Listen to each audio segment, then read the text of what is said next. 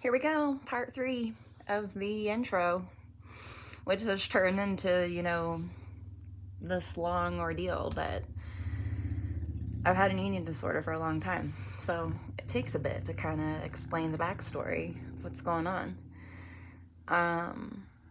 No makeup today, poofy hair because I just brushed it. Look at it. It's so huge, but I'm gonna apply more hair dye tonight. That's why I'm in my current state of being, the natural state. So basically where I left off was, me doing well there for a couple of years. I ultimately got a divorce from my daughter's dad, which was super liberating for me and allowed me space to grow and be comfortable in my skin, to be secure and safe. Because when you're in an abusive relationship, you're looking for an escape, and my escape was my eating disorder. So I have been seeing various forms of an outpatient team since my first inpatient stay. I have never really been able to afford to consistently see a dietitian because the various forms of insurance that I've been on, that's not an option. It's not covered. And dietitians are extremely expensive. And yeah, I admit that seeing a dietitian is something that I have not consistently done throughout my recovery, which some would say is a problem.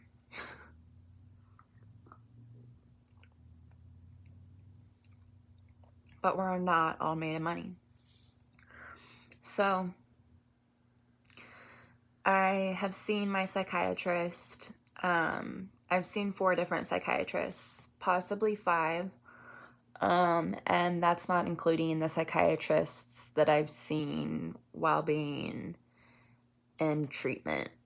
So I've been with my current psychiatrist for 5 years now, and we have built a really great relationship, and he understands my other diagnoses and treats them appropriately.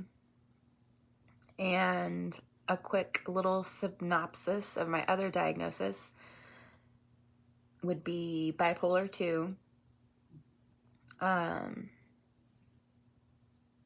generalized anxiety disorder, and panic disorder. I have ADHD. That's fun to live with.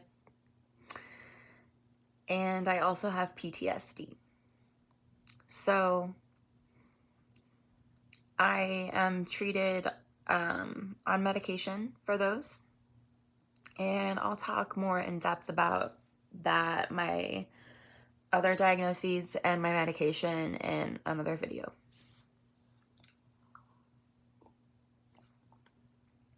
But for me, I believe that medication is crucial to my recovery. Recovery is not possible if I'm unmedicated. And I've gone time periods where I've gone off my medication, which is a thing that's kind of typical among people that struggle with bipolar 2. They think that they can just go off their meds sometimes. And, you never can. Never do that. Just don't. And I have seen a handful of therapists. I don't really know how many different therapists I've seen. I'm not in therapy right now. I have a therapist in mind that I'm going to try to start seeing again. I actually saw her when I was inpatient at Vita, and I heard she's accepting new patients. So she and I got along really well, that I'm thinking it would be a good fit, and I'm comfortable with her, and it's worth a shot to have that initial first session. You know, it's always awkward when you have your first session with a new therapist, but we have a background, so I'm thinking that could ease any anxieties that I have over my first appointment. So about a year ago, I relapsed again. About 2 years ago, I was put on Remeron to help with my insomnia. I also have insomnia, chronic insomnia. And it made me gain a lot of weight. And that was super triggering to me and caused me to relapse. So this time last year, I was back towards getting to my low weight. And I was just struggling so hard. And it was all consuming. And it was really frightening because I was going to the ER a lot and hiding it from my family, that I was going to the ER. Like, I wasn't telling them that I was going to the ER, so they had no idea that I was going through so many medical complications because of my eating disorder. But I was having really bad heart problems due to the eating disorder. I have cardiomyopathy, and my heart was acting up from my last relapse.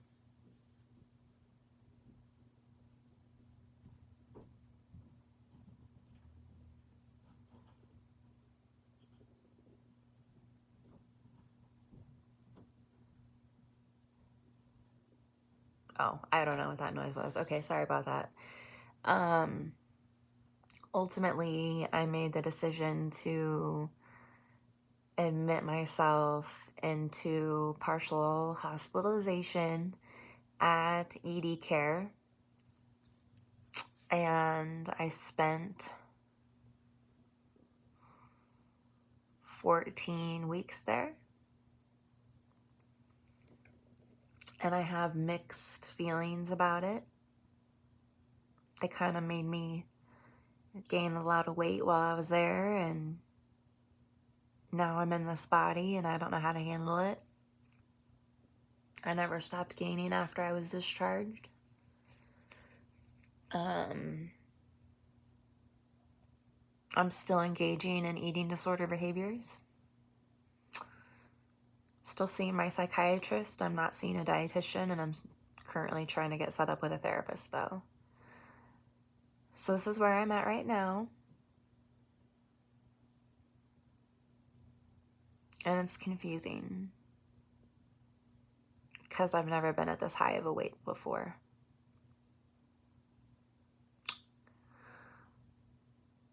Whew.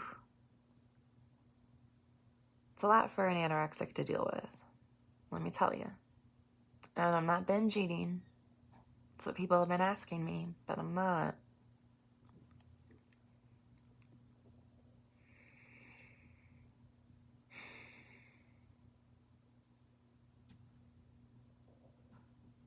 Anyway, I'm trying to see if a dietitian is covered under my new insurance at work, because at the beginning of the year we switched insurance, so I need to see if a dietitian is covered.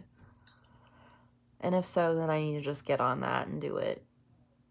Even though, like, it'll be very, like, begrudgingly.